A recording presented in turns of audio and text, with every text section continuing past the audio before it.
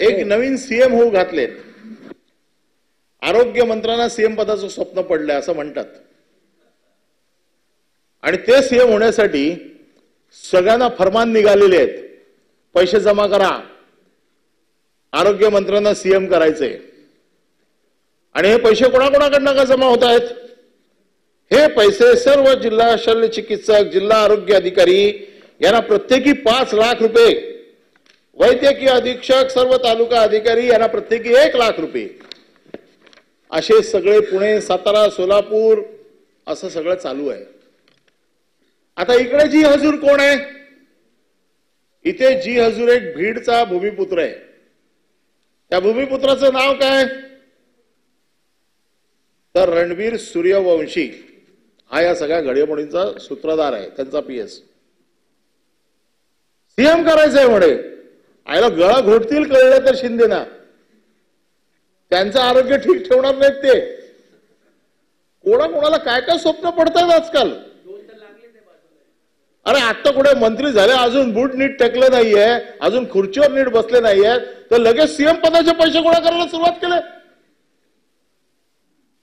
अशा प्रकारचा हा जो काही भ्रष्टाचार चाललाय, ह्याच्या कहाण्या इतक्या रंजक आहेत की एकेका विभागाला काही कोट्यावधीची त्यांनी टार्गेट दिली आहेत. पुणे विभागातना किती कोटी आले पाहिजेत, सातारा विभागातना किती कोटी आले पाहिजेत, नाशिक विभागातना किती कोटी आले पाहिजेत.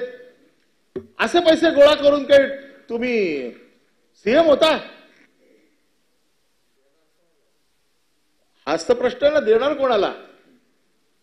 आणि वरचे जे घेणार आहेत ते काय याचे घेतात काय? छोटे मोठे ते पण घेतील ना, असे हजारोने घेतील ना. ते असे 2, 5, 10 कोटी जमा करून सीएम बनायचं म्हणतायत. तर ते त्यांच्या लोकांना कळलं पाहिजे की बाबा सीएम बनवण्यासाठी किती लागतात, कसे लागतात, किती द्यावे लागतात. ह्या सगळ्या गोष्टींचा हा जो काही विषय आहे ना, ह्या कहाण्या तर इतक्या भयानक आहेत. आणि म्हणून मध्यंतरी असं म्हटलं जात होतं की त्यांच्याकडनं राजीनामा मागितला. कानावर गेल्या ना गोष्टी. त्यांचा राजीनामा घेत आहेत. त्या मध्यंतरी बातम्या आल्या होत्या बाहेर की आरोग्य मंत्र्यांचा राजीनामा घेत आहेत. आम्ही पण विचार केला का? तर म्हणे यांचं स्वप्नच भंग करून टाकायचंय, ह्याच पदाचा राजीनामा घेऊन टाका. आणि म्हणून ह्या सगळ्या कलेक्शनचा त्याला स्वीट मेसेज म्हणतात. आणि हे स्वीट मेसेज आरोग्य सहाय्यक, प्रयोगशाळा तंत्रज्ञ, प्रत्येक गोष्टी म्हणजे पदोन्नती पाहिजे पैसे, पोस्टिंग पाहिजे पैसे, पोस्टिंग नको आहे तिथे राहायचंय पैसे. काय चाललंय? अनिल पाटील साहेब, तुम्हाला तरी हे मंजूर आहे का? 100% मंजूर नसेल. मग का राहिलेत तिथे? असं होत नसावं असं तुम्हाला वाटतंय, पण असं होत असेल तर तुम्हाला राहावंसं वाटेल का तिकडे?